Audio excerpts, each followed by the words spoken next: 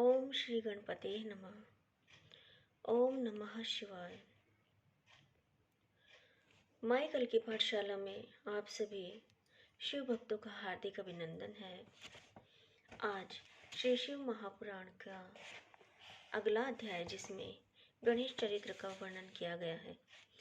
नारद ब्रह्मा जी से बोले, आपने कुमार कार्तिकेय का चरित्र सुनाया, अब कृपा करके गणेश जी का चरित्र सुनाइए।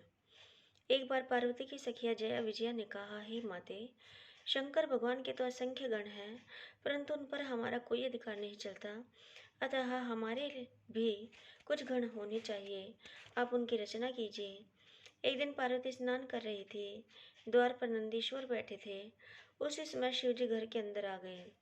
इससे पार्वती जी को बड़ी लज्जा महसूस हुई। पार्वती जी को सखी की कही हुई बात स्मरण हो आई कि अपने भी गण होने चाहिए। इस पर वे स्नान करते हुए शरीर के उपटन से एक सुंदर पुरुष बनाने लगी। जब पुरुष बन गया तो उसे वस्त्र पहनकर द्वार पर बैठा दिया। उससे कहा कि मेरी आज्ञा के बिना कोई अंदर न आने पाए, तथा उससे कहा कि तुम मेरे पुत्र हो। उसका नाम गणेश रखा। जब गणेश द्वार पर बैठ गए तो शिवजी अंदर जाने लगे। इस पर गणेश जी ने शिवजी को अंदर जाने से रोक दिया।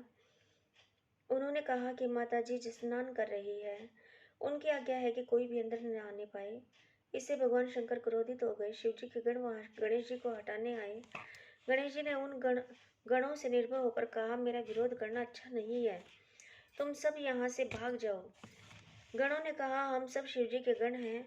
इस पर गणेश जी ने क्रुद्ध होकर कहा कि तुम शिवजी के गण हो तो मैं पार्वती माता का गण हूँ।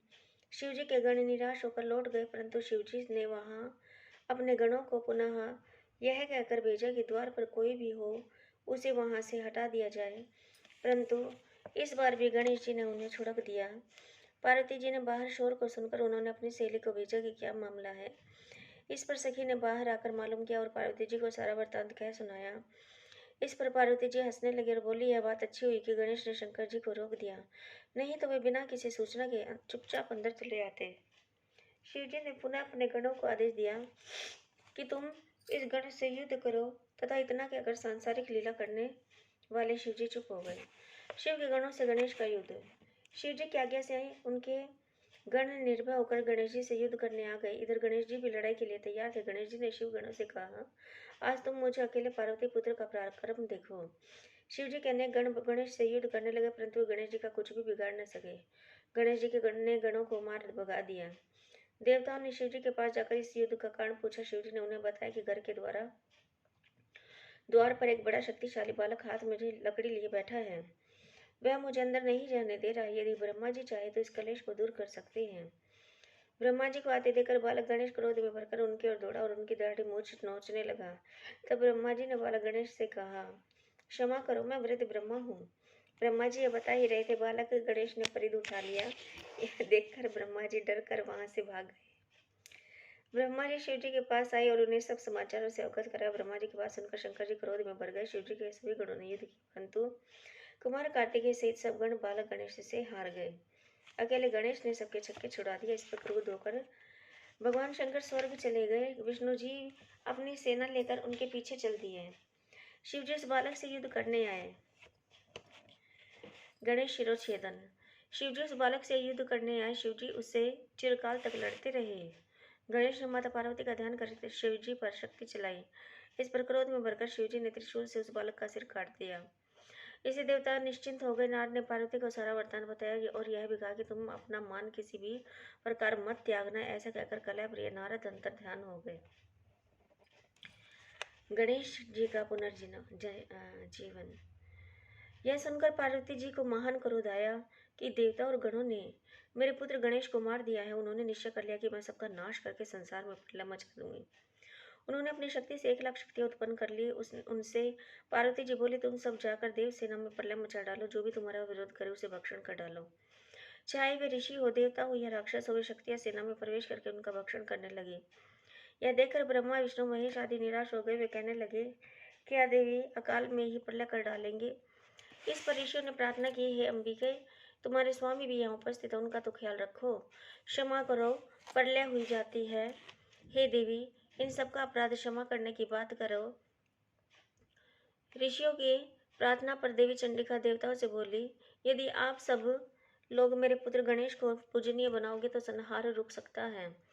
भगवती के पास उनकर सब देवताओं ने शिव जी से कहा कि हमें वही करना चाहिए जिससे सब लोगों का भला निहित हो। तब शिव जी ने कहा, अच्छा तुम सब उत्तर की दिशा में जाओ और सबसे पहले जो सिर मिले उसका सिर काटकर गणेश के धड़ पर छोड़ दो, इससे वह जीवित हो जाएगा। यह सुनकर सब देवता उत्तर दिशा में चल दिए। उन्हें सबसे पहले एक दांत वाला हाथी मिला, वे उसका सिर काट कर ले आए, उसे गणेश जी के धड़ से जोड़ दिया। गणेश जी फिर से जीवित हो गए। शिव जी के पुत्र को देखकर सब देवता बड़े प्रसन्न हुए। तब सब उसे देवी पार्वती के पास ले गए। पार्वती उसे देखकर प्रसन्न हो गई।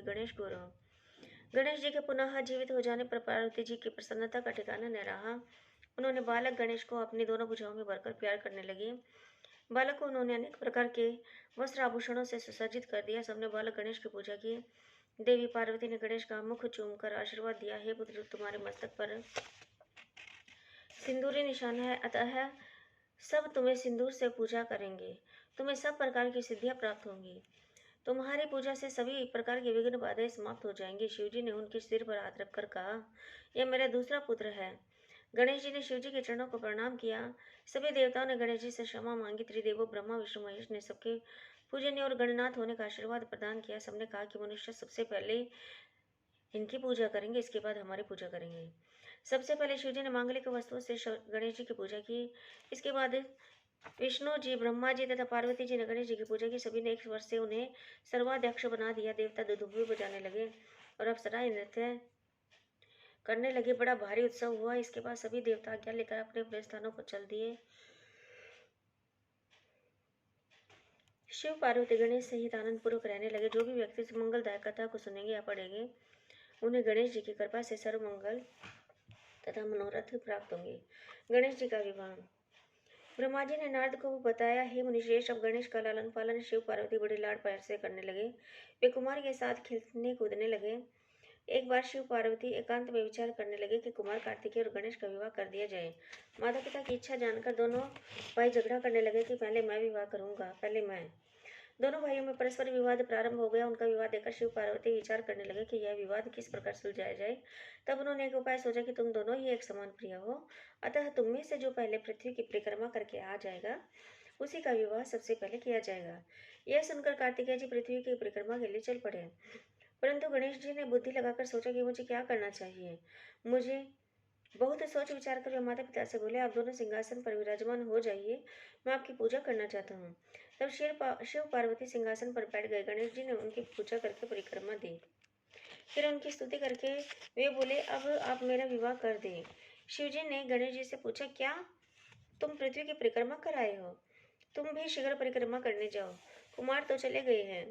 गणेश जी हाथ जोड़कर बोले, जब मैंने आपकी 7 बार परिक्रमा कर ली, तब आप कैसे कह सकते हैं कि परिक्रमा कराओ? क्या इसमें पृथ्वी की परिक्रमा नहीं होगी? क्या यह वेद शास्त्र सत्य हो जाएंगे? पुत्र की यह बुद्धिमानी की बात सुनकर माता पिता चुप हो गए। वे गणेश जी से बोले, हे पुत्र, तुम्हारा कथन सत्य है, तुम्हारी बात हमने स्वीकार कर ली। इस प्रकार उन्हें आश्वासन देकर शिव पार्वती ने गणेश के विवाह की इच्छा व्यक्त की। इसके पश्चात प्रजापति ने अपनी कन्या सिद्धि बुद्धि के विवाह के लिए शिवजी के पास आकर बातचीत की। शिवजी ने उनका प्रस्ताव स्वीकार करके गणेश जी का विवाह निश्चित कर दिया। शिवजी के विवाह के ही तरह गणेश जी के विवाह में भी सभी देवता शामिल हुए। काफी समय के पश्चात गणेश जी के सिद्धि से क्षेम और बुद्धि से लाभ नामक 2 पुत्र उत्पन्न हुए। इसके पश्चात कुमार कार्तिकेय पृथ्वी की परिक्रमा कर लौटे। नारद जी ने रास्ते में ही कार्तिकेय जी को सब समाचारों से अवगत करा दिया। समाचार जानकर कार्तिकेय के क्रोध की सीमा न रही। वे माता पिता को प्रणाम करने के पश्चात क्रौंच पर्वत पर जाकर तपस्या करने लगे। कुमार के विरह में पार्वती जी को बड़ा भारी दुख हुआ। ओम नमः शिवाय।